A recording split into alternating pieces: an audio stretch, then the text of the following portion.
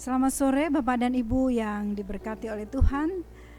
Pada sore hari ini kita sama-sama akan mempelajari kembali sekolah sahabat kita.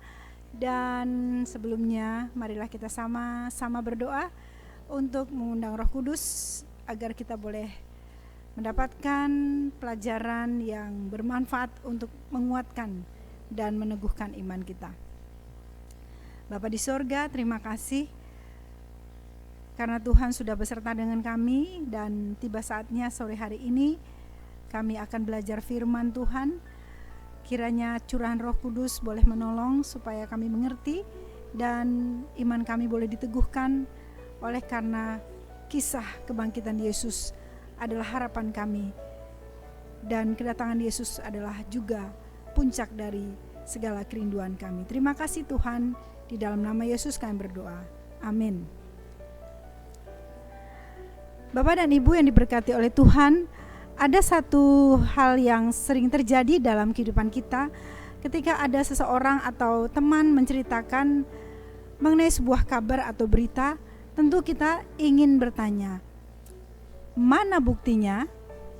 Dan pada sore hari ini kita melihat bahwa kisah kebangkitan Yesus itu telah dikabarkan, dan ada banyak saksi-saksi Kristus yang telah bangkit. Nah, bacaan kita pada sore hari ini diambil dari Yohanes 20 ayat 11 sampai 19 dan 1 Korintus 15 ayat 5 sampai 8. Para murid-murid mengalami pertemuan dengan Yesus yang telah bangkit. Siapakah yang pertama kali bertemu dengan Yesus? Atau siapakah yang pertama kali mendengar kisah tentang kebangkitan Yesus? Ya, dia adalah dua orang wanita, Maria Magdalena dan beberapa wanita yang lain, ketika mereka pergi ke kubur Yesus.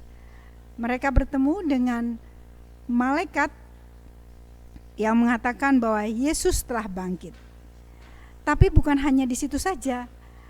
Yesus sendiri kemudian menampakkan diri kepada mereka dan mereka menyembah Dia. Nah, saudara-saudaraku yang diberkati oleh Tuhan, bukan hanya wanita itu saja yang telah mendapat kabar yang istimewa, tetapi selama 40 hari sebelum Yesus naik ke surga, Kristus juga menampakkan diri kepada Petrus, para rasul, Yakobus, kepada lebih dari 500 orang saksi, bahkan Thomas dan Paulus sendiri. Ya. Thomas adalah sebuah kisah mengenai ketidakpercayaan. Dia berkata, sebelum aku melihat bekas paku pada tangannya, dan sebelum aku mencucukkan jariku ke dalam bekas paku itu dan mencucukkan tanganku ke dalam lambungnya, sekali-kali aku tidak akan percaya. Inilah kemanusiawian kita. Kita seringkali tidak percaya kalau kita tidak melihat buktinya. Nah, 1 minggu kemudian setelah pernyataan Thomas itu, Yesus kembali menampakkan diri di hadapan para murid, dan saat itu Thomas juga ada di situ. Lalu Yesus berkata, taruhlah jarimu di sini dan lihatlah tanganku, ulurkanlah tanganmu dan cucukkanlah ke dalam lambungku, dan jangan engkau tidak percaya lagi, melainkan percayalah. Lalu apa yang terjadi? Thomas mengakui, ya Tuhanku dan Allahku.